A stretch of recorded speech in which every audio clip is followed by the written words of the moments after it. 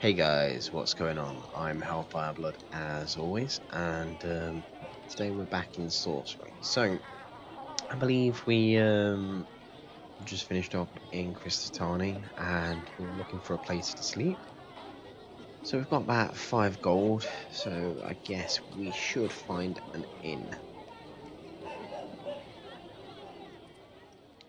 The village is small enough that you can find an inn simply by walking around. The woman who runs the place stands in the doorway with her arms folded.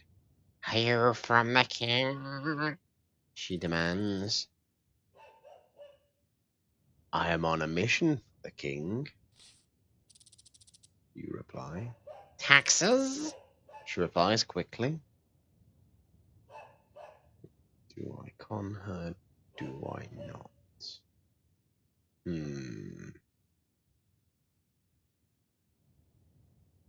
Indeed, yes. The woman narrows her eyes at you. This is a guest house. The best in Cristotani. Only guests stay, and any guest of mine knows it costs me 3 gold pieces to host a man overnight, and 2 to feed him. But it's all between friends. Right, well...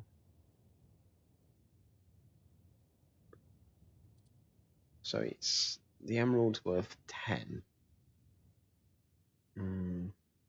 Let's eat. I need to eat first. Food is just being served. The woman steps aside and you go inside and sit down. A few minutes later, her husband appears with a steaming pot of skunk bear stew. As you eat, you can't help but remember the terrible smelling beast dead on the path, and the thought makes you gag. You wolf it down all the same, and leave your coins on the table. Do you want a room as well? Or perhaps you're not staying? The woman asks. No, thank you. The woman nods once, seemingly unsurprised, then shows you the door. You creep off to the edge of the village.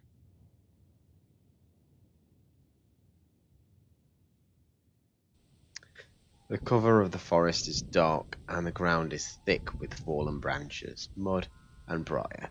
You walk for nearly an hour more, and then you pass a large tree atop a great fist of curling roots. It's a perfect spot to sleep. We don't need to eat because we've already ate. You forego eating, you settle down to sleep. It will not be an uninterrupted night out here under the stars, surrounded by beasts. But you will still feel a little better for it.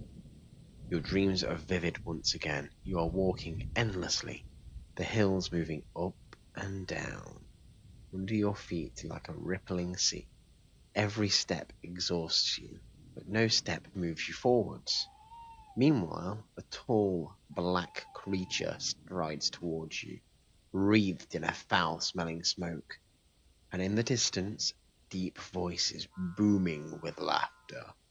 The long, cruel fingers of one hand are curled around the metal frame of the crown, and with the other he beckons you forward, as if into a trap. Right, so what happens now? You wake early and sit for a moment, in no great hurry to leave this place where you have lingered so long. This is now the 3rd day of your journey. Muscles in your legs are feeling lean and strong from so much walking.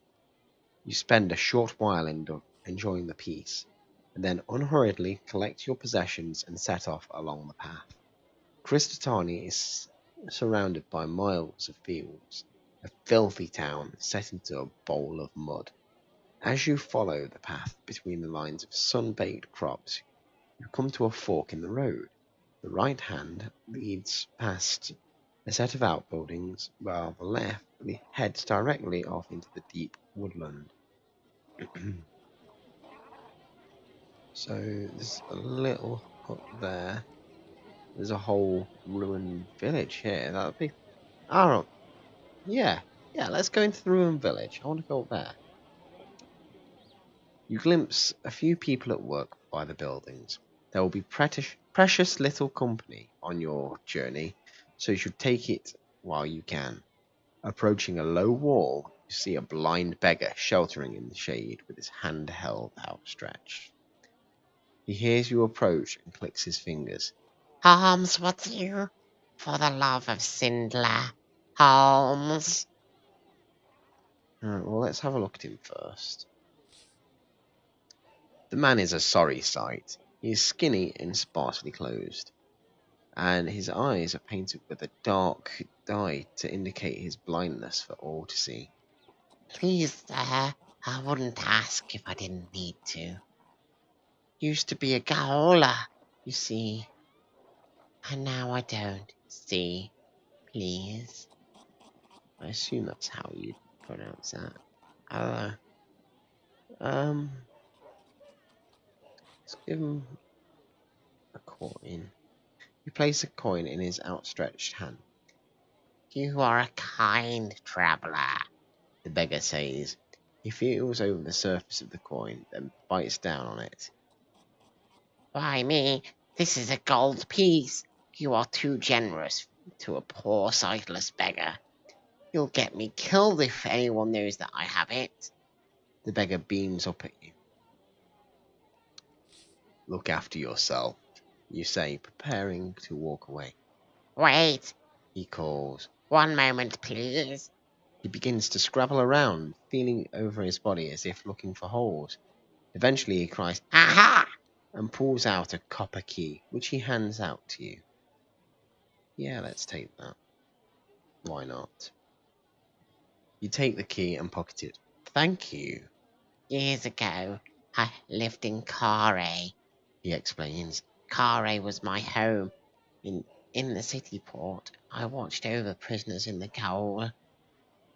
Beware the red eyes in Carre, or my fate will be for you, and you'll be here with me, begging for your living. Okay.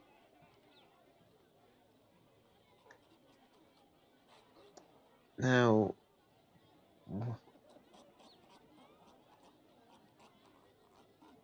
what are the red eyes? What are the red eyes?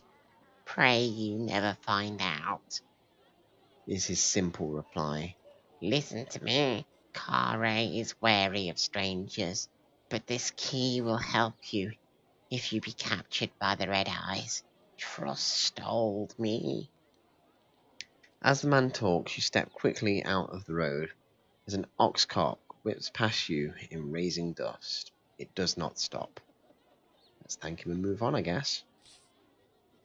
Thank you, you say, then move on. You follow the path away from the village for half the morning. The walk is easy. It feels as natural as breathing to have the road move beneath your feet. Hard to believe you trained for this journey so long now that you're on it. You climb a little, tracing the side of a group of trees until you meet a fork in the road. You could continue straight on and upwards, or turn west a while. Let's have a look. So I can either go into the trees and I guess cut down, or I can continue straight on. I want to go straight on. I want to go to these ruins. You continue along the path, climbing. Your legs feel strong and lean. By the end of this journey, you will be built like a mountain goat. The afternoon progresses long and easy. This place you are walking through seems thick with desolation, as if it was long ago abandoned. And then, as if to confirm your thought, you come across two enormous stone pillars, listing slightly either side of the road. They form a gate, but the gate is 3 times the height of a man. Oh, this a giant village. Okay, let's look them over. Peering closely, you make out the faded remains of card characters. In the old script, L and K. The remnant of a spell of fortune, perhaps? Or of binding for those now fallen stones. Let's go through. There is nothing for it but to go forwards.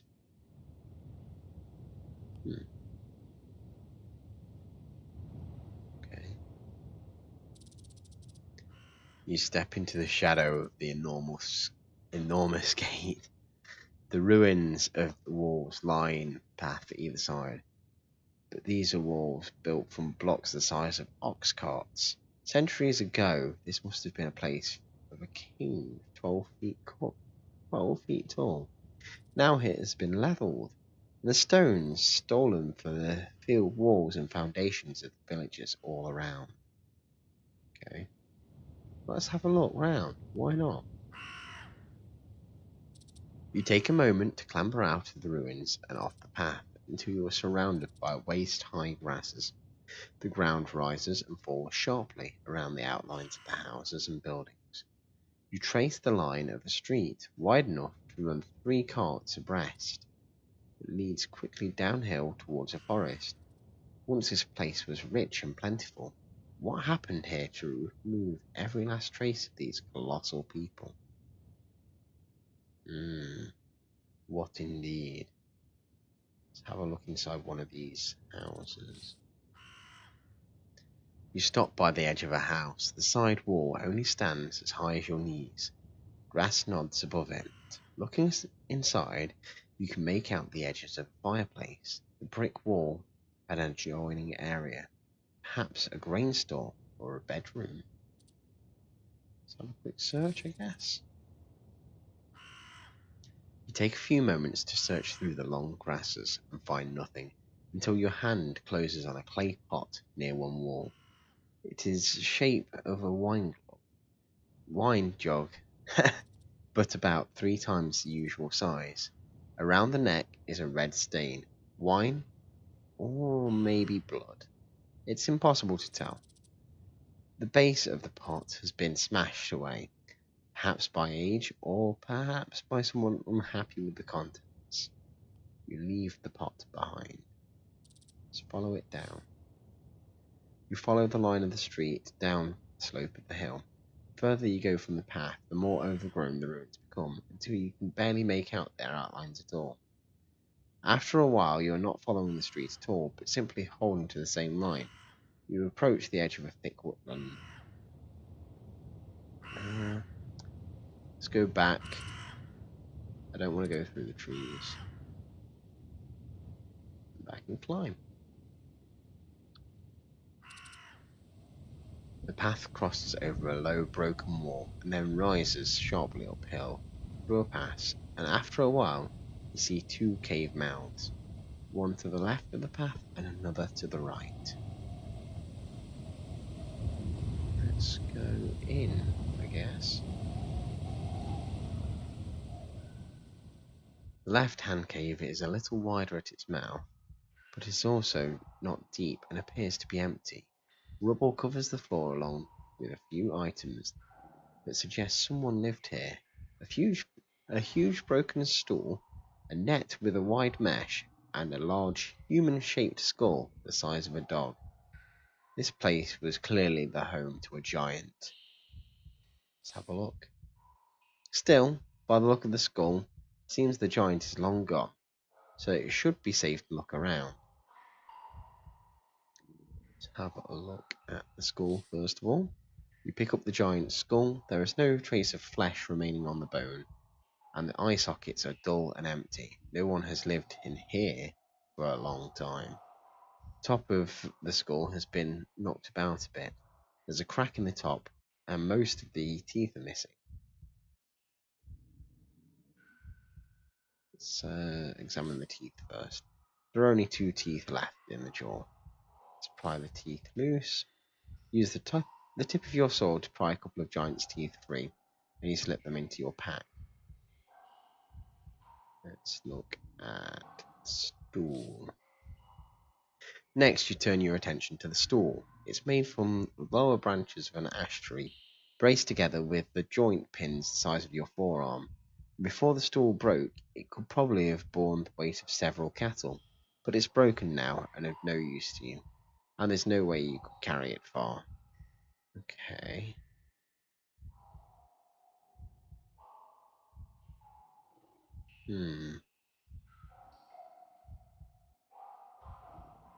Let's just take it for now.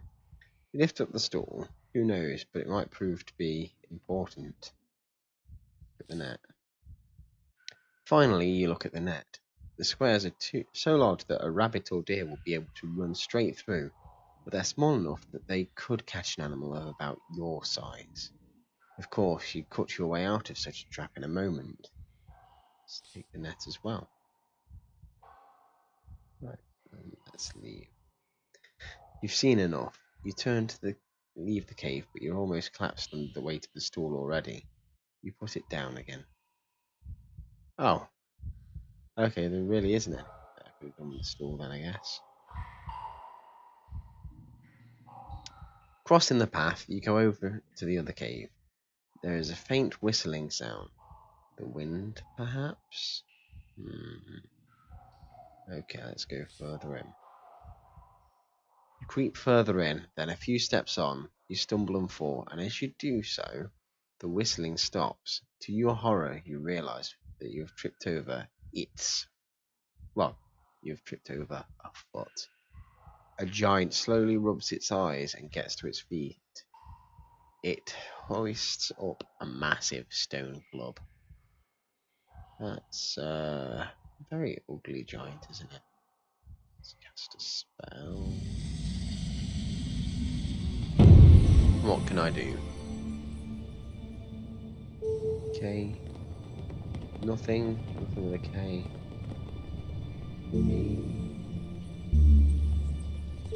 Big, so I can grow in size. Then become giant myself. Nothing W.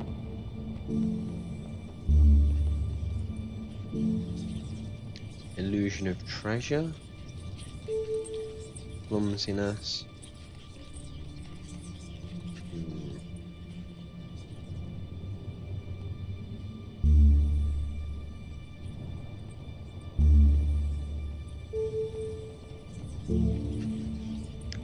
Summon a giant. Why not? Yob! You pull out the giant's tooth and throw it on the ground and cast your spell. A plume of smoke rises into the air as if the tooth has set alight, and then out of the smoke steps another giant. The two close in with each other, slamming each other with their clubs. The noise fills the valley, and huge waves of dust are kicked up. Wait to see who wins. The fight is vicious, but ultimately the hill giant knocks the life out of your summoned creature, but not before your champion has done some damage. It will now be up to you to finish this giant off. Okay. I'm going to defend. With a roar that shakes the rock, the giant swings its club and comes for you, determined to crack open your bones. You raise your sword to cover your body. As he throws his club with full force towards your skull, you are mostly unhurt. Stupid eyes are watching closely, not wanting to take a risk. Okay, so I think swipe him. Stealing your courage, you move in, aiming to trap the giant against the cave wall. Teasing the giant with a passing blow, wearing him down. He deflects as well as he can. The giant's eyes are bloodshot, and he is moving much slower now. His eyes follow your movements cautiously.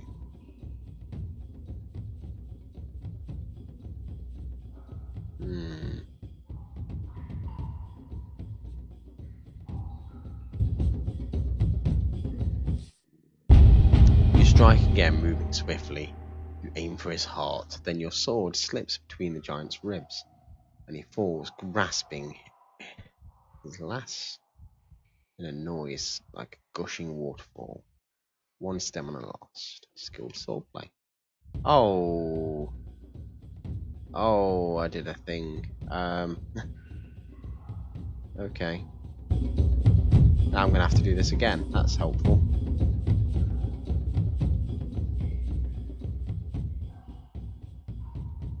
With a roar, he shakes the rock. The giant swings club, determined to crack open your bones. Raise your sword, cover your body. You're mostly unhurt. And this time I'm losing more. Well, that's... You attempt an attack and suffer for it. The giant kicks out with an oversized foot. Your own wee thrust is knocked aside. You stagger backwards. His stupid eyes are watching closely, not wanting to take a risk. Right. So now we hit him for 2. Assuming your courage, you move in. Yeah, he deflects as well as he can. The giant's eyes are bloodshot. He's moving much slower now. It's just... There we go. This time we lost 3 stamina. Right, well that was a bit of a pain. The mountainsides fall silent. Search the body. You quickly searched the giant's body and found a pouch at his waist containing 8 gold pieces. Okay, that's worthwhile. It's hard to imagine the giant spending them. Perhaps he was not as dumb as he appeared. Or perhaps he liked them because they were shiny and nothing more. You like them too, so you take them. Let's examine the body. You step over the giant. The giant is quite dead. His eyes stare open with his mouth as wide open, mid-roar, showing his teeth. Pry a couple out first. With your sword, you pry loose a couple of giant's teeth.